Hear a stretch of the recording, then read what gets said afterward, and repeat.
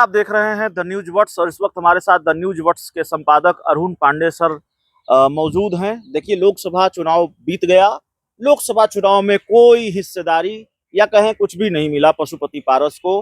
BJP के एक तरफा प्रेम में पशुपति पारस अब भी हैं। वो कह रहे हैं हम एनडीए में हैं, लेकिन आज उन्होंने राज्य स्तरीय बैठक बुलाई और बहुत सारी बातें कही हैं। पशुपति पारस ने विधानसभा चुनाव को लेकर बहुत सारी बातें कही हैं।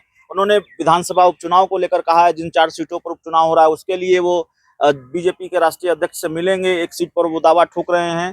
तो अब वो कहां जाएंगे? बीजेपी के साथ ही रहेंगे, एनडीए में रहेंगे और एनडीए उनकी डिमांड पूरी करेगा। लोकसभा चुनाव में पूरी नहीं हुई तो क्या विधानसभा चुनाव में होगी, विधानसभा के उपचुनाव में होगी, और नहीं होगी तो क्या पशुपति पारस खेमा बदल सकते हैं? और खेमा बदलने का विकल्प उनके पास है। हमारे साथ अरुण पांडे सर हैं। सर, कहाँ जाएंगे? पशुपति पारस का अगला ठिकाना कहाँ होगा, क्या होगा, या फिर इसी फोल्ड में रहने की मजबूरी है उनकी? कौन सा फोल्ड? एनडीए? नहीं, देखिए, एनडीए में तो चिराग पासवान है। चिराग पासवान मंत्री बन गए जी। 5 सीट की लड़े, 5 सीट पर जीत मिल गई, 100% स्ट्राइक रेट जी। वो जब पशु पारस ने लोजपा अपने कब्जे में कर लिया, सांसद साथ कर लिया, लेकिन चिराग पासवान अलग हो गए थे, तब तो मंत्री रहे वहाँ। अब है कि वो अलग हो गए, तब अब तो आपने ठीक ही अपनी भूमिका में कहा कि अब एक तरफा प्रेम है। वो कहते हैं हम एनडीए में रहेंगे। एनडीए में ही रहना था तो केंद्रीय मंत्री पद का क्यों छोड़ा था उन्होंने? उस समय तो उन्हें परिस्थिति दिखी होगी कि चिराग को महत्व मिल रहा है, हमें तो अब लगता है दरकिनार, तभी तो उन्होंने छोड़ा था। अब एनडीए में साथ रहे, लेकिन अब आगे की राह जो है, जो आपने सवाल पूछा कि किधर जाएंगे पशुपति पारस, अभी तो एक पार्टी चला रहे हैं, उसी को लेकर आज बैठक थी पार्टी की। लेकिन जो परिस्थिति बनी है, देखिए, बिहार में 2 ही फोल्ड है।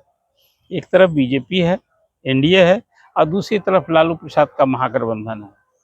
तो जब इस फोल्ड में तीसरे कोई फोल्ड का कोई न कोई गुंजाइश है, एक पार्टी नहीं बनने जा रही है। वो पार्टी है जन स्वराज पार्टी, जो 2 अक्टूबर को बन जाएगी प्रशांत किशोर की।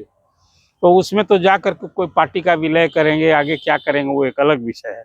लेकिन अब फिलहाल मुझे लगता है वो अकेले तो है नहीं पशुपति पारस, और उनके साथ सूरज भान भी हैं।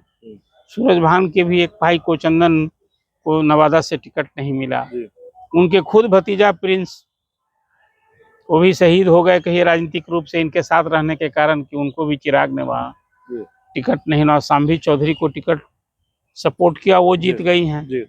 ऐसे लोग जो कि पशुपति पारस के साथ रहे, एक खाली सफलता मिल गई वैशाली की सांसद को, बीना देवी को। बाकी तो 4 लोग जो पशुपति पारस के साथ रहे, न खुद उनका बेड़ा पार लगा, न टिकट मिला, न चुनाव लड़े। कहते रहे कि हम हाजीपुर से ही लड़ेंगे, कोई जगह नहीं मिली। खुद चुनाव नहीं लड़े, प्रिंस भी नहीं लड़े और चंदन भी नहीं लड़े। अब ये सारे लोगों को मिल करके आखिर कहाँ जाएंगे? अकेले कोई गुंजाइश नहीं है। देर सवेर देखिए, आगे विधानसभा का चुनाव होना है। विधानसभा चुनाव में फिर कोई एक नया जोड़ तोड़ होगा। कुछ जो अभी महागठबंधन में शामिल एक आध दल है, उसका लग रहा है कि उस पाले में जाने की संभावना दिख रही है। और पशुपति पारस की जो बात आपने कही, उनके तो कोई चारा ही नहीं है। अब एनडीए में भले अभी कह रहे हैं, लेकिन उनको जाना है देर सवेर फिर लालू प्रसाद के साथ महागठबंधन में जाना है। तो आज की तारीख में स्थिति मैं यही देखता हूँ। अब तो यहाँ चिराग है, और चिराग के साथ, मांझी के साथ, ये लोग के कारण फिलहाल अभी महागठबंधन की बजाय एनडीए तो ज्यादा मजबूत दिख रहा है। तो देखिए, पशुपति पारस को जाना है आरजेडी के फोल्ड में, वहां वही विकल्प बचा हुआ है। एनडीए में चिराग पासवान है, इसलिए पशुपति पारस का कुछ नहीं हो सकता। सर जो बता रहे हैं बहुत बारीकी से, उसका लबो लुआब यही है। इस पूरी रिपोर्ट में इतना ही। बहुत बहुत धन्यवाद।